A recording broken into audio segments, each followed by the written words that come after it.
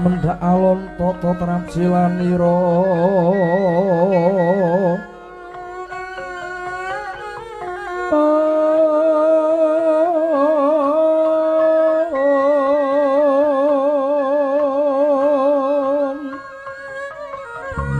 ngecum kenastanira kalih pisan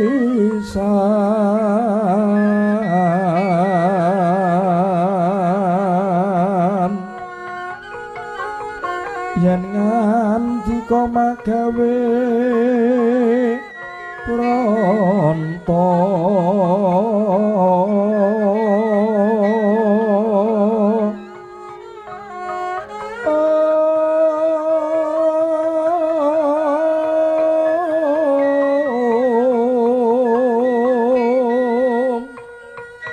atur kang mawantya wantya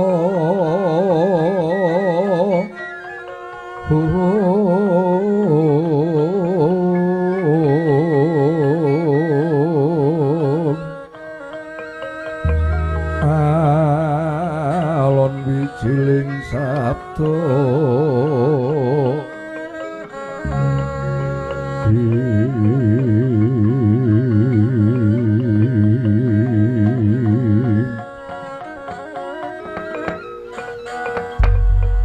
jagat wasisaning dewa ya jagat pangestungkara kulub seta bebasan mung sakedheping netra tumuli kowe bali ngadeg ana ngarsanipun bapa kanthi nggawa bocah wujude ireng janges gedhe dhuwur apa bener iki Ngger Seta sing tok aturke minangka jago kasepuhan ya jagone pun Rama ya Seta kasinggihan mekaten Kanjeng Rama menika lari mijil saking pejagalan yoganipun Ki Jagal Walakas menika sagah kula sraya dados jagonipun paduka Kanjeng Rama Prabu yogane Ki Jagal Walakas saka pejagalan kasinggihan mekaten Kanjeng Rama supaya gamblang pun bapa kepengin murba kelawan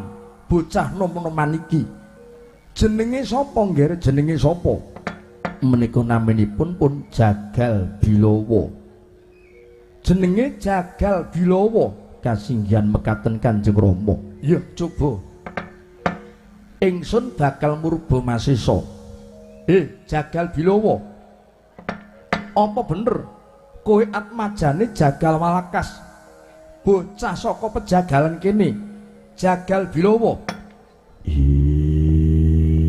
waduh Ngger Seta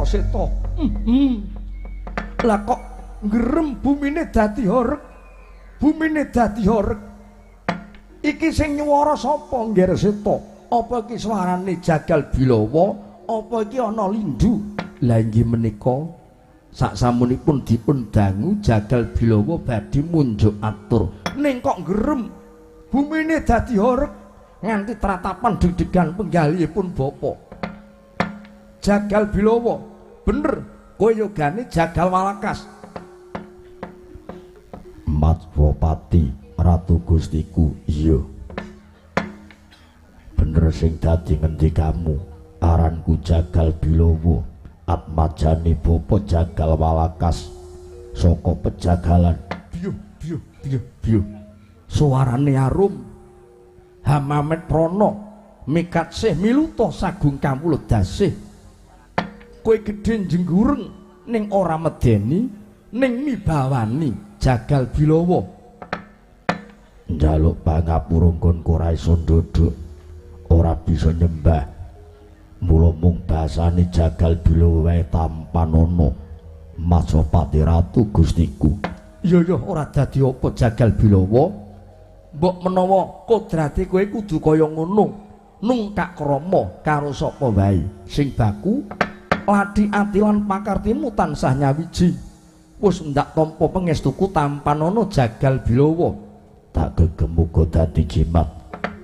Keterangane mengkene kowe tak dawuh supaya ngadhep ning papan kene lumantar yogaku seta titiwan cidana iki kadangku Yayi Kencaka Yayi Kepatihan yaiku Yayi Kencaka kepengin ngeramekke pasar anyar ing negara Wirata kanthi cara adu jago nanging sing didu mau dudu wujud ayam kambangan utawa pitik jago ning sing didu kuwi jalma menungsa jago Kanoman jagone Yayi Kencaka arane Rajamala jagal bilawa apa kowe saguh yen upama kowe tak sraya dadi jago kasepuan jago ningsun minangka wakile wong sak negara Wirata jagal bilawa apa kowe saguh Majapati Ratu Gustiku sejatine aku ora seneng pasulayan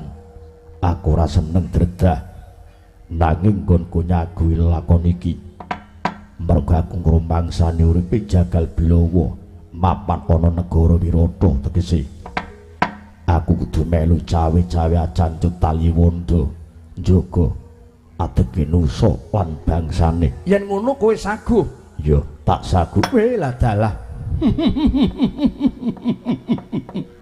syukur mangi bagus seketi jumurung yen mengkono bilawa mung welingku kowe aja ngawur merga iki jago kasepuan kowe makili wong sak negara Wirata tegese beja cilakane wong sak negara iki gumantung ana panguwasane bilawa mula kowe kudu temen nggonmu labuh-labuh tumrap negara Wirata sadurunge aku jumangkah aku darbi penjalukmu apa kowe darbi penjaluk apa yen upama mengkonggonku saged dadi jago kasepan bisa unggul jurite Majapati Ratu Gustiku ora perlu nggunggung ngalembono karo bilawa mergo kuwi mau kabeh kanugrahan peparinging Hyang Widiwasa iya sing angka loro aja banget nggonmu percaya karo jagal bilawa lho kok ngono sebabe apa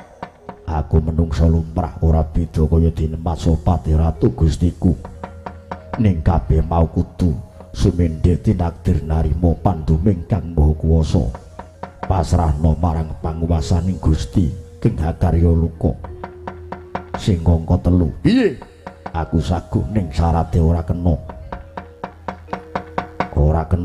kena piye nganti aku nyawang aku dulu aku weruh para punggawa padha totoan aku trima leren dadi cetane yen ditoi ke ora gelem iya mergo aku mung kepengin labuh-labuh tumrap Majapati Ratu Gustiku bagus yen ngono bagus kuwi apik luhur bebudenmu bilawa mergo wong ngabutuhan kuwi kejaba dadi larangan ning agama kuwi dadi larangan ning negara iya tak tampa sing angka 4 mengko sakjroning mapan ana blabar kawat janget jinencang butuhe jagal bilawa apa kudu dicukupi sing tok karepke butuh apa nggon perkara memangan yen aku njaluk apa wae kudu diudanani seta rungokno bilawa njaluk apa bab perkara pangan kowe sing kudu nyukupi inggih kula sagah ngombe madang yen ana rokok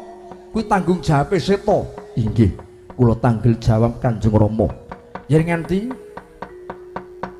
kowe dura kowe goroh aja takon dosa ora wong dadi murkane jagal bilawa Mengko malah kuwirangan pun bapa. Inggih, kula badhe ngestaken dawuh paduka Kanjeng Rama. Tak sagu yen ngono Jagal Bilawa. Iya, yen disagui. Mapane ana ngendi? Mapane ana ngendi nggonku tanding karo Jago Kanoman. Mengko supaya dikanthi yogaku Seta metu ana ing alun-alun negara Wirata. Papane ana ing Blabar Kamat janget jenincang. Tak baleni ngendikan ingsun. Bejo cilakane wong sak negara gumantung marang pambudidayane Jagal Bilawa. Yen karep muktekke wong sak negara Wirata. Titiwanci dina iki ingsun pasrah sumarah kelawan jeneng sira Jagal Bilawa. Ayo mono kawulaku. Aja nganti jeneng ingsun kuwi irangan. Nandingi jagone kadangku Yayi Kencaka. Iya, pengestune Majapati Ratu Gustiku sing tak jaluk. Yen mengkono aku njaluk pamit, selak ora sronto rasane atiku. Murgake aku kantinen manjing ana Blabar Kawat janget jenencang. Duga-duga digawa ngati-ati aja nganti gari Jagal Bilawa. Seta kula non wonten dawuh, margake kantinen jago kasepuhan Jagal Bilawa metu ana ing Blabar Kamat janget jenencang. Menawi kados mekaten nyuwun pamit nyuwun tambang pangestu sing ati-ati nggih Seta lan Jagal Bilawa.